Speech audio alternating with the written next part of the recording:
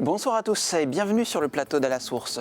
Au sommaire de ce journal, la proposition de loi sur la fin de vie débattue depuis quelques heures et la réaction des responsables religieux, le premier forum international contre la gestation pour autrui organisé dimanche à Paris, et puis le témoignage de 2 participants à la nuit des témoins organisée par l'aide à l'Église en détresse.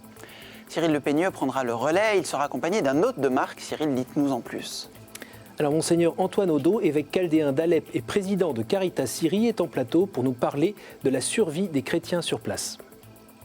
Cet après-midi a donc commencé la discussion en séance publique à l'Assemblée nationale de la proposition de loi Claes-Leonetti qui vise à créer, je cite, de nouveaux droits en faveur des malades et des personnes en fin de vie. Les 2 rapporteurs ont pris la parole. Je vous propose d'écouter un extrait du discours d'Alain Claes. Je respecte infiniment ceux qui, sur ces bancs, ne partagent pas mon opinion dans ce domaine. Je sais que ce nouveau texte choque certains, qui le trouvent trop hardi. Je leur demande de regarder la situation dans laquelle finissent leur vie beaucoup de nos concitoyens. Nous ne pouvons demeurer sur la loi de 2005. Parmi les nouveaux droits présents dans le texte de loi, l'un fait particulièrement débat, le droit à la sédation profonde et continue jusqu'au décès à la demande du patient.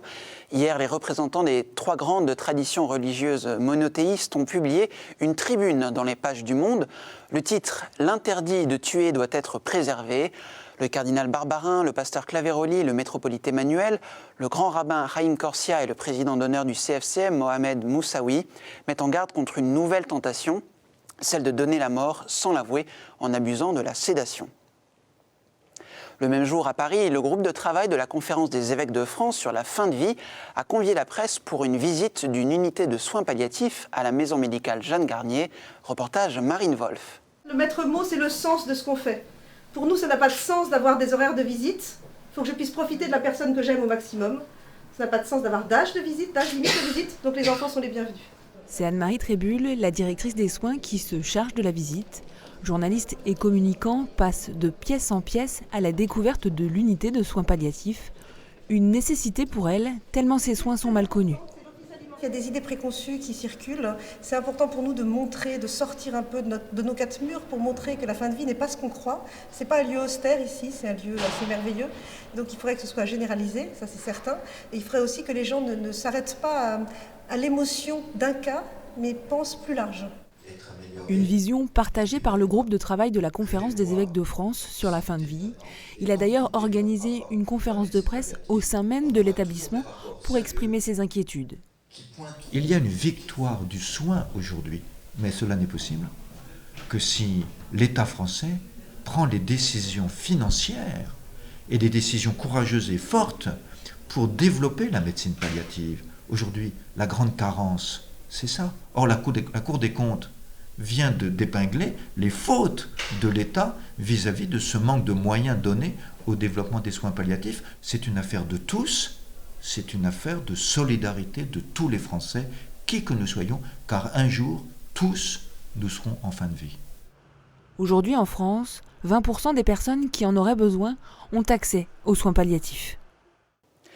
Le groupe de travail de la CEF a également publié un livre intitulé « Fin de vie, un enjeu de fraternité » à paraître jeudi 12 mars aux éditions Salvator. C'était la première visite officielle au Vatican pour le couple royal belge. Le roi Philippe et la reine Mathilde ont ainsi été reçus par le pape François, comme vous le voyez sur ces images. Bien sûr, comme toute souveraine catholique, la reine Mathilde était vêtue de blanc. Une rencontre qui a duré une vingtaine de minutes, au cœur des échanges avec les diverses autorités du Saint-Siège, la cohésion sociale en Belgique, l'éducation, le phénomène migratoire et le dialogue interculturel et interreligieux. Il a aussi été question de plusieurs dossiers internationaux, notamment liés à l'avenir de l'Europe. Et puis samedi, le pape a clôturé une série d'audiences au mouvement catholique. Après les Focolari et le chemin néo-catéchuménal, il a rencontré les membres de Communion et Libération pour les 60 ans du mouvement et le 10e anniversaire de la mort de son fondateur, le prêtre italien Luigi Giussani. Il les a encouragés à ne pas être esclaves de l'autoréférentialité, au risque de finir par cultiver une spiritualité d'étiquette. On sait à quel point le pape François aime rappeler qu'il est l'évêque de Rome. Ce week-end, il l'a bien montré en visitant 2 paroisses de son diocèse. Samedi, il a notamment présidé la messe à la paroisse d'Ognissanti, la même où 60 ans plus tôt exactement, son prédécesseur Paul VI célébrait la première messe en langue vernaculaire. À avoir et à promouvoir une vie liturgique authentique, cohérente. Tout disciple du Christ doit s'engager pour la purification et le nettoyage intérieur de l'Église, édifice spirituel. C'est ce qu'a rappelé le pape François en présidant la célébration eucharistique dans la paroisse romaine d'Ognissanti, celle où le bienheureux Paul VI a célébré pour la première fois, le 7 mars 1965, la messe en italien, en suivant les nouvelles normes liturgiques établies par le Concile Vatican II. Lors de sa recherche de l'adéquation précise entre la liturgie et sa vie, le fidèle doit se rappeler que le carême est un temps propice pour chasser de son existence les déchets du péché, comme l'a fait Jésus en nettoyant le temple des intérêts mesquins. Le pape nous invite donc à rencontrer le Seigneur œuvrant dans les sacrements, à trouver la force de penser et d'agir selon l'Évangile, à connaître personnellement l'étreinte miséricordieuse de Dieu.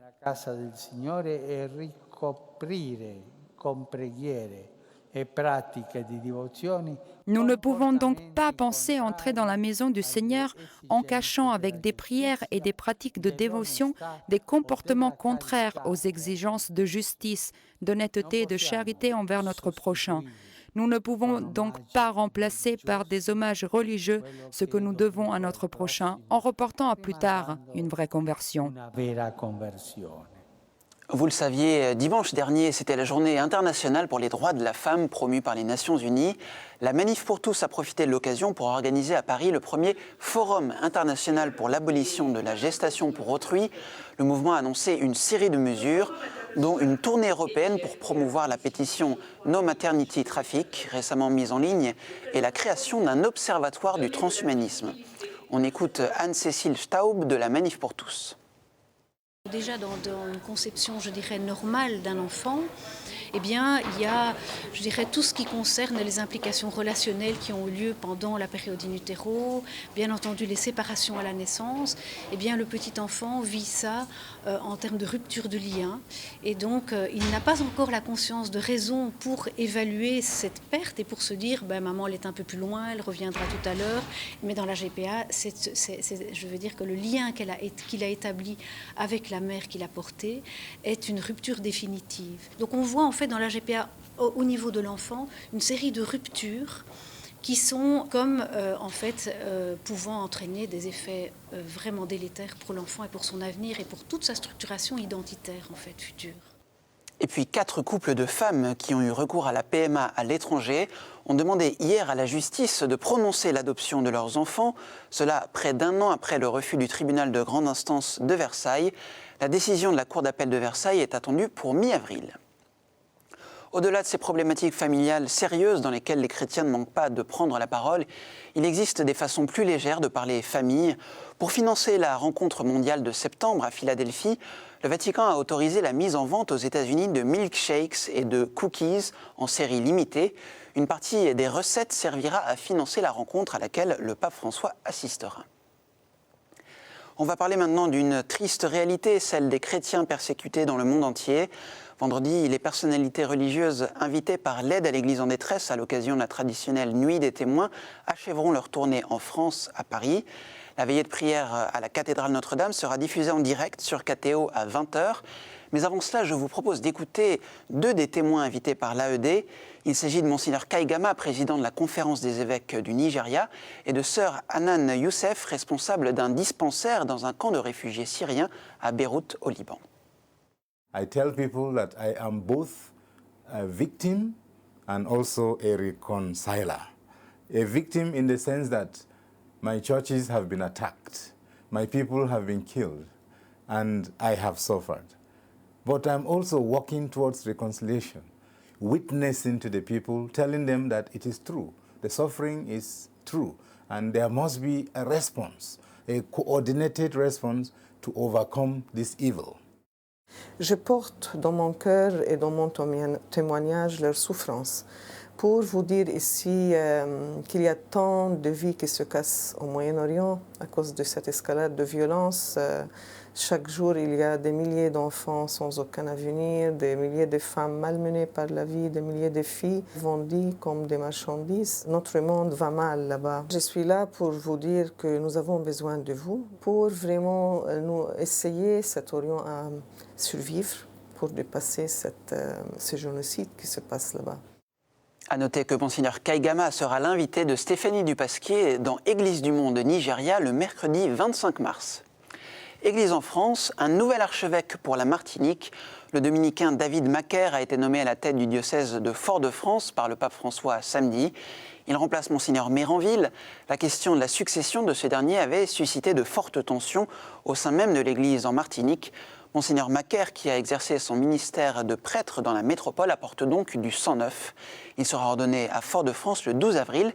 Nous l'avons rencontré hier à Paris. D'abord, une action de grâce, parce qu'en 21 ans de vie dans ma province, dans ma communauté de dominicains, sincèrement, je n'ai connu que du bonheur. Le Seigneur m'a donné au centuple ce que j'avais quitté il y a 20 ans, à 24 ans, en quittant la Martinique. J'avais des amis, etc. Ils sont encore là. Et le Seigneur m'a tout redonné ici, donc vraiment que de l'action de grâce, que du bonheur. Et puis un petit pincement au cœur quand même de quitter ces amis-là, et puis mes frères, mes sœurs moniales, mes frères dominicains. Ouais, c'est quand même de l'arrachement. Après, je sais que là-bas, il y a une overdose d'affection, d'amour et d'attente aussi, et aussi d'Esprit Saint, j'espère. Vous pouvez retrouver l'intégralité du portrait d'évêque de Monseigneur Macaire sur notre site internet ktotv.com. Il s'était fait connaître il y a quelques années comme le cybercuré. Le père Raymond Dizarny est mort samedi dernier à l'âge de 93 ans. Au début des années 2000, ce sulpicien avait lancé le site internet Cybercuré avec comme but de répondre aux questions de chacun sur la religion. Ce site aujourd'hui est géré par une équipe de 6 personnes compte plus d'1 million de pages visitées par an. Et puis évidemment, toute la France est en émoi après l'accident d'hélicoptère en Argentine qui a causé la mort de plusieurs sportifs français, dont la navigatrice Florence Artaud et la nageuse Camille Muffat. Florence Artaud avait été l'invitée de VIP en décembre 2013. Je vous propose d'écouter un extrait poignant de cette émission.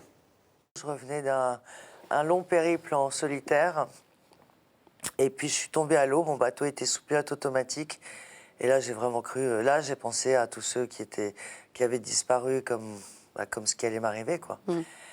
Et puis là j'ai été miraculée. D'ailleurs j'ai un petit un ex-voto que je vais aller déposer à Notre-Dame de la Garde. Vous pouvez revoir l'intégralité de l'émission sur la page d'accueil de notre site internet ktotv.com. Direction Rome maintenant, on écoute notre confrère de l'agence de presse Immédiat.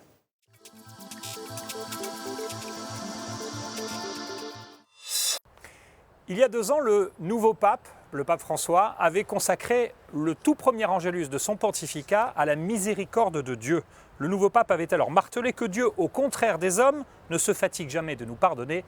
Jamais avait-il insisté. Et puis, force est de constater que depuis 2 ans, le pape François, homélie après homélie, message après message, n'a de cesse d'insister sur cette force de la miséricorde divine. Tant et si bien que le mot miséricorde, avec ceux de périphérie ou de culture de la rencontre, est à placer au rang des mots-clés de ce pontificat.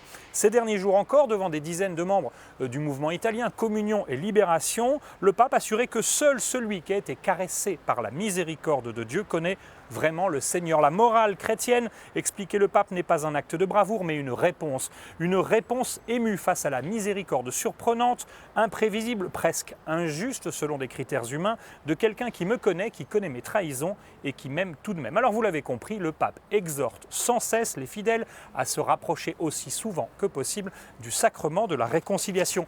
Et c'est pourquoi il a encouragé l'an passé une initiative qui se renouvelle cette année, ce vendredi, dans de nombreuses églises à travers le monde, les 24 heures pour le Seigneur. L'an passé, présidant une célébration pénitentielle, peut-être vous souvenez-vous de cette image dans la basilique Saint-Pierre, le pape François ne s'est pas contenté de confesser quelques fidèles, comme prévu.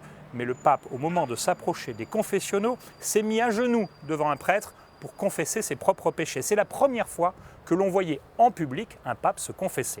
Par la force de l'exemple, il nous incite donc à participer à ces 24 heures pour le Seigneur, au cœur du carême, à 3 semaines de la fête de Pâques, dans de nombreuses églises à travers le monde.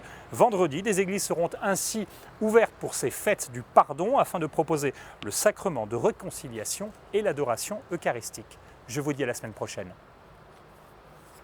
C'est maintenant l'heure de Chronique du Monde avec un nouveau visage. Le père Gonzalo Meza, ce prêtre mexicain, nous parlera de l'actualité en Amérique latine. Aujourd'hui, il est question du nouveau cardinal mexicain créé lors du consistoire de février dernier.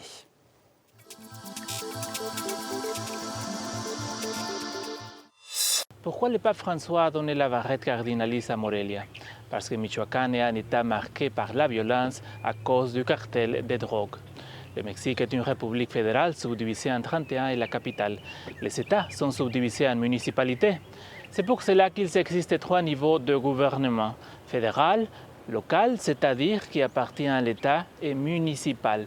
Même si la fédération fait tout ce qu'on peut pour combattre le trafic de drogue, au niveau municipal, les structures des institutions de défense est faible. Les cartels de drogue sont souvent en collusion avec des autorités municipales corrompues. Pas loin de Michoacán, dans l'état de Guerrero, la nuit du 26 septembre 2014, ont disparu 43 étudiants après une attaque des policiers. Selon les aveux de plusieurs détenus, membres du groupe criminel de Guerreros Unidos, les étudiants auraient été massacrés puis brûlés avant que soient dispersés leurs restes dans une rivière. Un des impliqués dans ces massacres est le président municipal. Maintenant, il n'y a pas de réponse claire sur qui a été le responsable de cette atrocité. Pire encore, les parents des étudiants ne savent pas où se trouve le corps des étudiants disparus. Le pape connaît très bien la situation. Et c'est pour cela que dans une lettre adressée à un ami d'Argentine, le souverain pontife a utilisé l'expression mexicanisation. Le pape lui a dit: Argentina doit éviter la mexicanisation. Il parlait de la violence à cause du cartel de drogue. Alberto Suárez Inda, le nouveau cardinal de Morelia, Michoacán, a parlé sur cette expression. Il a dit: il est triste que le pape a utilisé cette expression, mexicanisation. Ce que lui a dit le pape est la médecine amère, comme le bistouri, qui est nécessaire pour arracher une tumeur.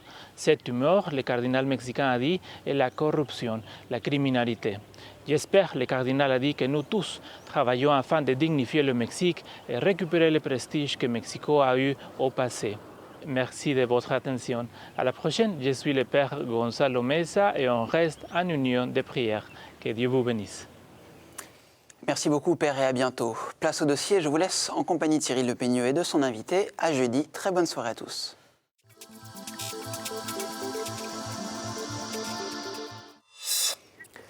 Alors les dernières nouvelles de la Syrie peuvent donner un peu d'espoir, entre 100 prisonniers qui se seraient échappés des geôles de Daesh, ou encore, même si s'en réjouir n'est pas très chrétien, des membres de Daesh qui se seraient entretués.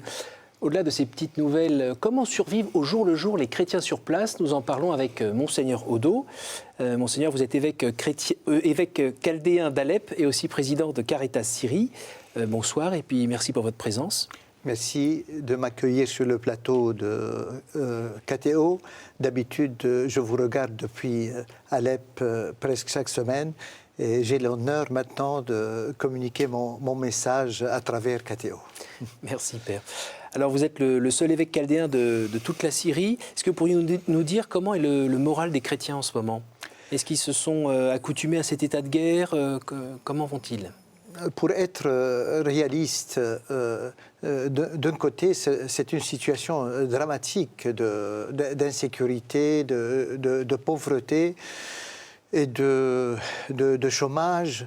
Mais de notre côté, en tant que chrétiens, en tant que communauté chrétienne, mouvement, on fait tout pour rester debout et pour se rassembler. On ne rate pas une occasion sans célébrer et se retrouver. Voilà, on est entre les deux, mais les gens sont fatigués, c'est ce que j'entends tout le temps répéter.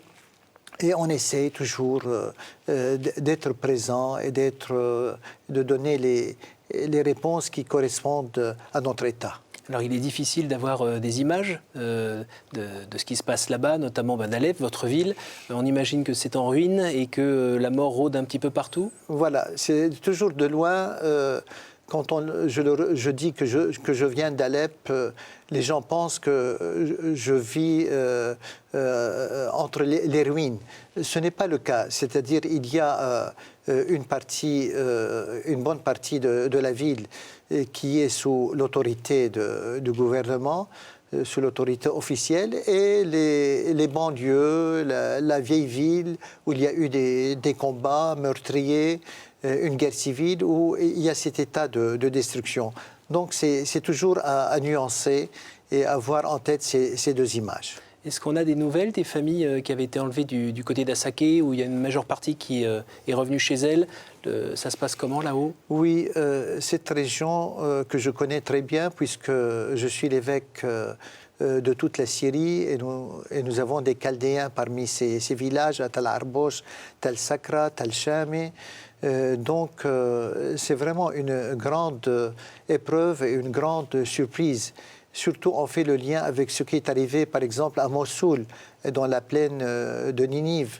Et par conséquent, cela nous inquiète. C'est les plus pauvres qui sont atteints, 35 villages assyriens. Ils ont voulu se défendre, je crois, ils ont voulu se joindre aux Kurdes pour résister. Ils sont assez vaillants. Et ils se rappellent toutes les épreuves de 1915, 1933. Est-ce qu'ils ont bien fait, est-ce qu'ils ont mal fait? Mais ils sont, je crois, victimes parce qu'ils sont les plus pauvres et les plus démunis. Conséquence, je crois, plus de 200 enlevés, plus de 3000 personnes réfugiées entre Hassaké et Kamishli. Heureusement que nous avons des familles chrétiennes très accueillantes. Caritas s'est mise au travail, les évêques sur lieu, l'œuvre d'Orient, voilà, on essaie de répondre aux besoins. Mais malheureusement, on ne pourra pas stopper l'hémorragie de l'émigration. Et c'est ce qui nous fait souffrir le plus en Syrie. Ce pays que je décris comme un beau pays où on était heureux d'y vivre, où il y avait des progrès qui se faisaient à tous les niveaux. De côté, on passe d'un pays stable à un pays en guerre et 4 en millions de destruction. réfugiés à l'étranger, c'est ça à peu près? Oui, on parle de 10 millions de déplacés, de réfugiés en Syrie. 7 à l'intérieur et 3, 1,5 million au Liban, 2 millions en Jordanie, en Turquie, en Irak. Voilà ce grand drame. Alors vous faisiez allusion au génocide ottoman entre 1914 et les années 20. Il y avait à peu près 70 000 Chaldéens qui avaient été tués à cette époque-là. Est-ce que vous avez l'impression que l'histoire se répète? Dans l'imaginaire des chrétiens en Syrie, c'est tout à fait ça. Ils disent tous les 100 ans, il faut subir le même drame. Et vraiment, on est perplexe. Nous voulons rester dans notre pays parce que nous l'aimons. Nous voulons continuer cette présence chrétienne. Oui, mais quand l'alternative proposée par Daesh, c'est soit de se convertir, soit de partir, soit de mourir, c'est ça. Pourquoi vous choisissez de rester? Nous choisissons de rester parce que nous croyons que Daesh n'est pas le dernier mot, il n'est pas éternel. On en a vu beaucoup. Oui. Ce n'est qu'un passage, je crois. On utilise Daesh pour couvrir une autre politique et déstabiliser la région. Qui ont quelle politique? Des puissances internationales qui ont intérêt à affaiblir la Syrie, la détruire, la diviser. C'est fort ce que vous dites. Ouais, je le dis parce que je le pense très simplement. Il faut dire la vérité. Alors vous êtes président donc de Caritas Syrie. Qu'est-ce que vous pouvez nous dire un peu sur la situation sanitaire des chrétiens justement? J'aime répéter aussi, les riches sont partis, ils ont quitté la Syrie, ils ont les moyens, c'est toujours comme ça. La classe moyenne est devenue pauvre et les pauvres sont devenus misérables. Et de plus en plus misérables. J'ai des médecins, des ingénieurs qui viennent me voir en secret pour me demander le panier alimentaire, par exemple. Ça vous dit l'ampleur de la pauvreté et de la nécessité. Le peuple syrien est très digne, même les pauvres sont dignes. Quand des chrétiens partent de chez eux, ils ne sont pas sous les tentes comme on peut l'imaginer. C'est toujours, il y a des solutions pleines de dignité à l'intérieur des églises, à l'intérieur des familles. On s'entraide pour maintenir cette qualité de vie, cette qualité d'être homme. Donc cela nous fait vraiment nous cause beaucoup de souffrance. Alors, dernière question. La France, on le sait depuis François Ier, est la protectrice des lieux saints et des chrétiens d'Orient.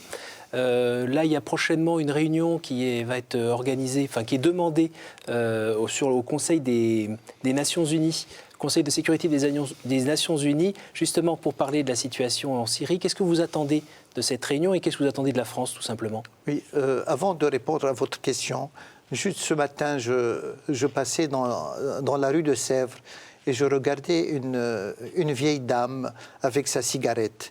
Je la regardais attentivement, avec attention. Elle a remarqué cela avec une présence d'esprit extraordinaire. Elle m'a dit, mon père, priez pour les pauvres, priez pour les vocations et priez pour moi, Françoise.